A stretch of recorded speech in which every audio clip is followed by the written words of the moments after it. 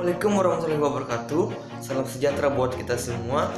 Om Swastiastu, Namo Buddhaya, salam kebajikan. Always do it on my own, so I gotta get through it. And the only thing I know. Nama saya di ayat pertama, stambuk A221 200046. Sini saya akan menjelaskan tentang pengenalan alat dan ketiga yang ada pula asdos saya, yaitu Kak Selmianti Kondulili stambuk A2511856. Nah, tujuan dari pengenalan alat yaitu kita dapat mengidentifikasi beberapa macam alat dengan menggunakannya dengan benar.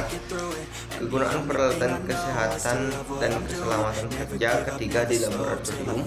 Yang ketiga yaitu kita mampu menggunakan peralatan ketiga di laboratorium dengan benar. Adapun 6 alat-alat yang kita gunakan dalam laboratorium. Yang pertama yaitu gelas kimia. Gelas kimia berfungsi sebagai wadah untuk mencampurkan suatu larutan dan menampung larutan dan memanaskan suatu larutan. Yang kedua yaitu gelas ukur. Gelas ukur digunakan sebagai alat untuk mengukur suatu volume pada larutan. Yang ketiga yaitu Erlenmeyer digunakan sebagai wadah untuk titran pada saat titrat dan wadah untuk titrat pada saat penyaringan, serta digunakan sebagai wadah untuk memanaskan suatu sampel. Yang keempat ada labu ukur yang digunakan sebagai alat untuk membuat suatu larutan dan mereaksikan suatu larutan. Yang ketiga yaitu ada tabung reaksi digunakan untuk mereaksikan dua larutan atau lebih dan untuk memanaskan suatu larutan.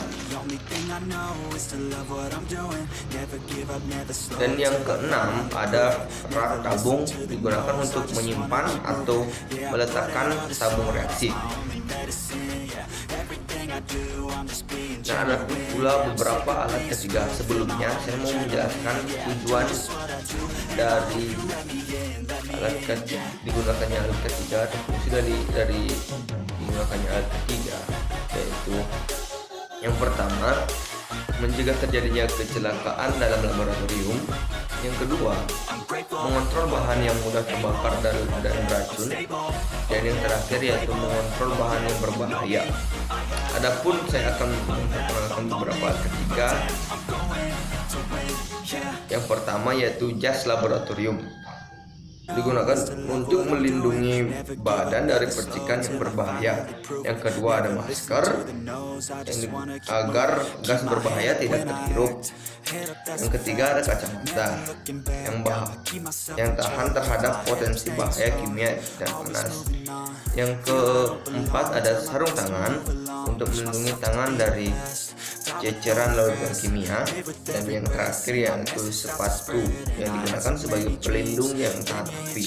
Nah, itu saja video dari saya. Jika ada kesalahan kata maupun pengucapan, saya mohon maaf. Dan saya tutup dengan Assalamualaikum warahmatullahi wabarakatuh. Salam sejahtera buat kita semua. Om Santi Santi Santi Om.